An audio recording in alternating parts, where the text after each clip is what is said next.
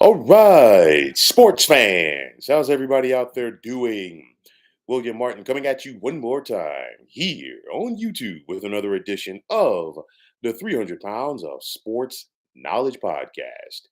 It is truly indeed that time of the week, folks. My weekly picks in the world of the National Football League. We're down to four teams that still have an opportunity to call themselves Super Bowl champions for this season. You got two number ones taking on two number threes in the battle to get to Las Vegas.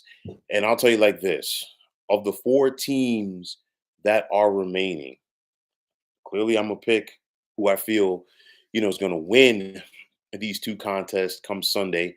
But of these four teams, all four of them have a legit chance to win this game and also win it all. And honestly, it really would not surprise me to see any of these teams like win come Sunday. But nonetheless, I think we are in store for two phenomenal games on Sunday as two tickets are going to be punched for Super Bowl number 58, which will take place in Las Vegas, Nevada. So, with that said, let me go to the AFC Championship game that's set to take place this Sunday afternoon. You've got those tried and true Kansas City Chiefs making the journey to Baltimore to take on the Ravens. Now, the Chiefs come into this contest as 4-point underdogs, and they're looking to get to the Super Bowl for the fourth time since 2019. Now, you look at these Chiefs, and of course, before last week, the whole thing was, you know what? Well, Patrick Mahomes and the Chiefs have not played a true road playoff game. That clearly changed last week against the Buffalo Bills. That was a phenomenal contest that ended in heartbreaking fashion for Buffalo. But if you're Kansas City, you know what? You're able to check off another box because they said you couldn't get it done on the road. And as much as we talk about Patrick Mahomes, you look at this Chiefs defense as they've been stingy all year long, and they're going to have to be stingy once again as they try to slow down Lamar Jackson and this Ravens offense. Easier said than done as far as trying to contain him. But I will say this, as stingy as the Chiefs have been, I think we've seen that you can run the football on them. And of course, Buffalo showed us that last week. The Raiders showed us that in two contests against the Chiefs this season. The Denver Broncos as well. So the Chiefs, you can run on them. And one thing that we know for sure is the Baltimore Ravens love to run the football. So that's going to be very interesting right there. Speaking of defenses, it's not just the Kansas City defense that is stingy because this Baltimore defense has been stingy as well all season long. It's one of those where I think it's going to be very important defensively for the Ravens to try to go out there and win first and second down against this Kansas City front. Joe Thuney, the All Pro guard, might not play in this contest, and that's going to be big for KC if he's a no go. But I'll tell you like this, you want to try to keep this KC offense in second and third longs. Why? Because you make it more predictable as far as throwing situations, but also if you're Baltimore, you have to not only put the pressure on Patrick Mahomes, you've got to get to him because Patrick Mahomes is a wizard back there. You know, you think you have him, and then before you know it, boom, he's gone. He's scrambling with his feet, trying to get a first down. He's moving around, trying to get that ball to somebody downfield. So you have to take care of him when you have your opportunity. So I think on both of these teams, the onus is going to be on the defenses. And speaking of this Ravens defense, if I were them, you got to focus on number 87. And I'm talking about Travis Kelsey. Make somebody else beat you. Isaiah Pacheco is questionable with an injury. I think he plays because when he's out there, it adds a difference, a different level to what Kansas City can do in their run game. Now, for Lamar Jackson, he's never been this far in a season. And of course, this has been a phenomenal year for Lamar Jackson. More than likely, he's going to be the National Football League's MVP. Also, the Ravens, they're 2-2 all time in the AFC Championship game, and this is the first one that they're going to have on their home field. So I guarantee you that the crowd is going to be going crazy Sunday afternoon at M&T Bank Stadium. You can expect a who's who of Ravens legends to be in attendance, but nonetheless, I don't think that Patrick Mahomes and the defending champs are going to be swayed by that. Also for Baltimore, the return of Mark Andrews. Of course, he's been out for several weeks now with that injury. The Ravens took him off of IR today. I don't expect him to go out there and get like 40 or 50 snaps in this contest. I think he's going to have limited plays for him. And of course, with what we've seen throughout his NFL career, just like Travis Kelsey is a security blanket to Patrick Mahomes, that's what Mark Andrews is to Lamar Jackson. So getting him back, even in a partial role, will be big for this Baltimore offense. Like I said, the Ravens come in as 4-point favorites. And I think what you're going to have to do with Kansas City, if you're going to go out there and beat them, you have to make the most of your opportunities when you're in the red zone, which means you got to get touchdowns and you can't settle for field goals. I think Baltimore gets it done on Sunday. This is going to be a tight affair throughout, but I'm going to take the Ravens by the score of 27 to 23. Now, moving on to the NFC Championship game in Santa Clara. You've got the upstart Detroit Lions set to get it on with the San Francisco 49ers. And it's a tale of two different teams and two different franchises. Who would have thought at the beginning of the season that we'd be talking about the Detroit Lions in the NFC Championship game and being just 60 football minutes away from the Super Bowl? This is the furthest that the Lions have gotten in 32 years. Last time they got there was the 1991 NFC Championship game where they fell to Washington by the score of 41-10. But for the Lions, they've been on a roll. They've won two playoff games. It's been more than 60 years since the Lions have been able to say that they've won multiple playoff games in a postseason.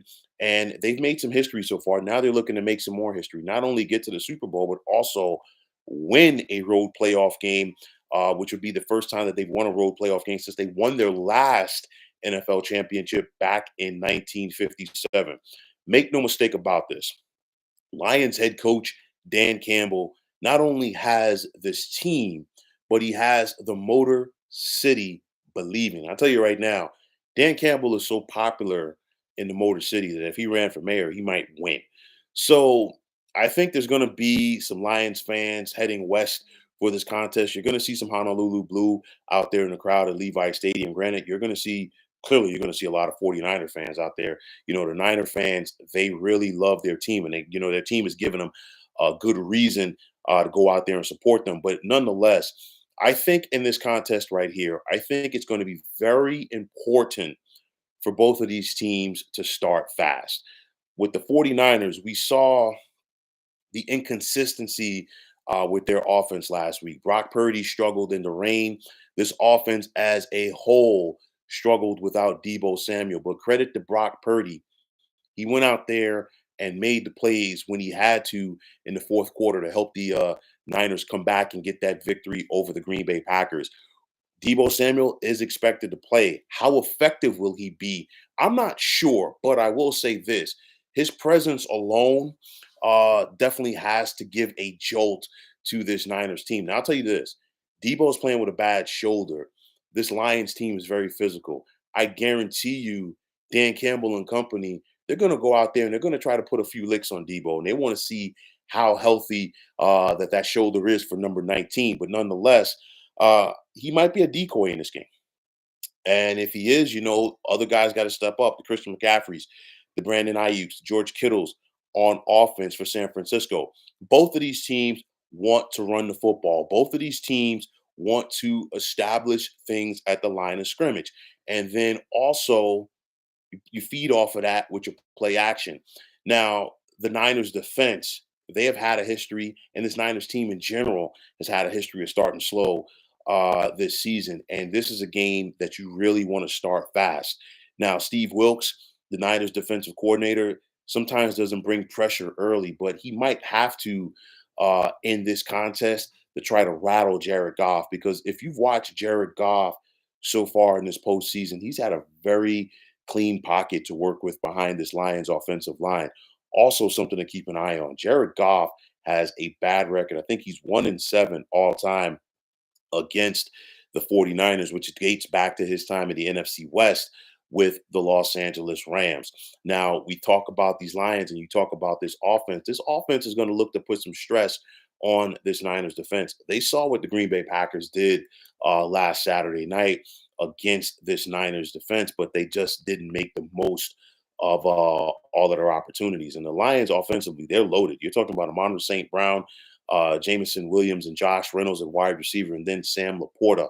But then this running game with David Montgomery and Jameer Gibbs. And if you get Jameer Gibbs on the edge, you know what? He might hit his head on the goalpost. That's how fast and explosive and elusive that this guy is. But I think getting back to this Niners defense, it's going to be very important for them to get pressure on Jared Goff. Why? Because if they're able to create pressure with their front four, it's going to allow Steve Wilks to drop Fred Warner and Dre Greenlaw back in the coverage. And we've seen what Dre Greenlaw can do as far as his range and mixing things up to try to force Jared Goff into an interception. And that would make life easier for this Niners secondary, which can be had at times. I'm looking at this contest plain and simple. The Lions are clearly the upstart team. Dan Campbell has his team believing. If you're the 49ers, you've gotten to this point in each of the last 2 years and you've come up short. This time around, you have the contest on your home field. The Niners were expected to be here, not only expected to be here, get over the hump. I'll tell you like this, though. I know that San Francisco comes into this contest favored by 7 at home, but I'm going to tell you right now, San Francisco is going to have to pack a lunch because this is a chin strap game. When you play a Dan Campbell led team, one thing that you know for sure, they are going to be very physical. They're going to get after you. And I think it's going to be very imperative for the Niners to be up for the challenge. I think it helps the 49ers, number one, that they're home. I also think it helps them that they didn't play their best game last Saturday night against the Green Bay Packers, and they were able to get out of there. And I think because of that, I think the Niners are going to play better. But just because I say that they're going to play better does not mean that they're going to sit up there and blow this Lions team out. No, the Detroit Lions are a good team. They're here for a reason. They have a legit chance to win, and it is not going to be easy for the 49ers come Sunday. But with that said, I'm going to take San Francisco to squeak by the Lions and advance to the Super Bowl by the score of 30-27. So, folks, those are my picks for Championship Sunday in the world of the National Football League. And as always, I want to take this time out to thank all of you for tuning into the 300 Pounds of Sports Knowledge podcast here on YouTube. I want to take this time out to thank all of you fine folks out there for tuning in. And if you haven't already, please feel free to subscribe to this channel. Now, if you're on the X, formerly known as Twitter, please feel free to follow me at 300 Pounds of Sports. And like I always say, if you follow me, it will be my pleasure to follow you right back. There's also the sports discussion group on Facebook at the Sports Depot 365. Now you can check it out. Drop a line and be a part of one of the better sports debating sites going on social media.